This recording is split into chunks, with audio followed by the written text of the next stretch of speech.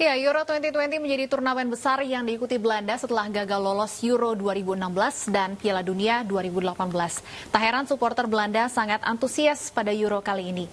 Dan untuk mengetahui seberapa antusias supporter Belanda sudah terhubung bersama kami, penggemar bola dari Indonesia, Tito Sianipar yang saat ini berada di Belanda. Selamat sore waktu Indonesia, Mas Tito. Selamat sore, Stephanie dan Abraham. Ya. Mas Tito, seperti apa nih antusiasme warga Belanda untuk menyambut pertandingan malam nanti? Ya, warga Belanda dipastikan mereka sangat antusias menantikan kiprah tim nasional mereka di Euro 2020 kali ini. Mengingat tadi bahwa mereka tidak terlibat dalam Euro 2016, demikian juga Piala Dunia 2018 kemarin. Jadi ini adalah turnamen sepak bola utama yang mereka ikutin dalam 7 tahun terakhir. Oke, Bung Tito. Kita bisa lihat antusiasme warga misalnya ini. Saya sengaja datang ke sini karena ini salah satu kawasan yang warganya menghias kawasan mereka, wilayah tempat tinggal mereka dengan pernak-pernik Euro dan berbau Belanda. Serba oranye tampilan di belakang Anda termasuk kaos Anda. Saya ingin tanya, identitas Anda sebagai betul penggemar Belanda ini berdarah Indonesia? Saya sebenarnya bukan penggemar Belanda, Bung Abraham. Ini cuma ada peribahasa di kita bahwa di mana bumi diinjak itu langit kita junjung. Nah ini cuma supaya bulur aja dengan warga lokal. Itu peribahasa yang berlaku dimanapun. Tapi begini, soal bahwa Belanda diunggulkan di grup C bersama dengan Ukraina, Austria, dan Makedonia Utara, Anda pun tahu betul bahwa Belanda sangat diunggulkan. Apakah artinya bahwa masyarakat di sana, penggemar sepak bola di sana juga merasakan hal yang sama, hal yang serupa? Ada beberapa warga Belanda yang kemudian saya wawancara dan saya ajak bicara soal peluang timnas mereka di sini. Mereka sendiri tidak begitu optimis bahwa Belanda akan melangkah jauh.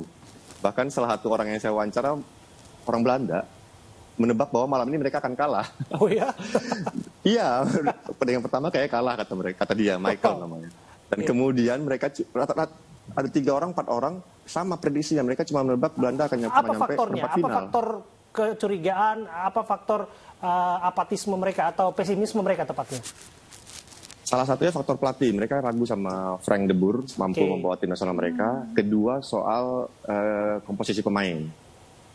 Bagi salah satu yang saya wawancara, ada perempuan kemarin, dia bilang bahwa pemain-pemain ini bagus ketika sendiri di klub masing-masing. Kita belum tahu ketika di timnas, kata dia. Dia meragukan itu.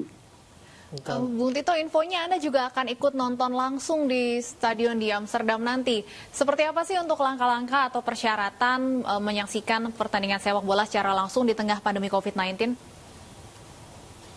Nanti malam saya akan nonton langsung dari stadion Amsterdam Arena. Saat ini saya sekarang berada di kota Den Haag. Nanti saya akan ke Amsterdam jelang pertandingan. Tapi sebelum itu ada salah satu syarat di Belanda. Jadi syarat masing-masing negara penyelenggara itu beda. Di Belanda, saya cerita cuma di Belanda khususnya, Belanda menerapkan wajib hasil tes negatif untuk bisa masuk stadion. Jadi sekitar 1,5 jam dari sekarang, saya punya jadwal untuk tes COVID. Dengan hasil tes nanti, saya itu sebagai syarat untuk masuk stadion. Kalau untuk tiketnya sendiri sulit nggak untuk didapatkan? Hampir di setiap major turnamen seperti ini, tiketnya selalu sulit. Apalagi sekarang dengan ada kondisi pandemik, di mana stadion tidak diisi full. Untuk Belanda cuma diisi sekitar 33% atau total 16.000 tiket yang dijual. Oke, Bung Tito. Artinya perburuan tiket emang sangat ketat. Ya, Bung Tito, satu pertanyaan terakhir. Kalau saya lihat pertandingan belakangan ini, sehari kemarin dan tadi pagi misalnya ya, banyak supporter yang nggak pakai masker. Ini ada aturan khusus nggak sih? Seperti saya sampaikan tadi, Bung Abraham, tiap negara kebijakannya beda-beda. Yang kita nonton kemarin misalnya di negara lain, di Italia atau di mana, penonton tidak pakai masker, mungkin kebijakan nasional mereka seperti itu. Tapi untuk Belanda, jadi ketika kita beli tiket, kita akan masukin data, email, kontak, segala macam. Nah, setiap hari itu saya dapat notifikasi, jangan lupa ini syaratnya, jangan lupa ini syaratnya. Dan di situ disebutkan salah satunya adalah wajib memakai masker selama dalam stadion. Dan salah satu juga yang paling penting diingat adalah tidak boleh pindah tempat duduk. Kan tempat duduk nanti akan udah dijarakkan, jarak dengan orang sebelah kita, dan kita tidak boleh pindah. Jadi mungkin itu kepentingan untuk track and tracing kalau kemudian ada kasus ya. Mudah-mudahan tidak ada.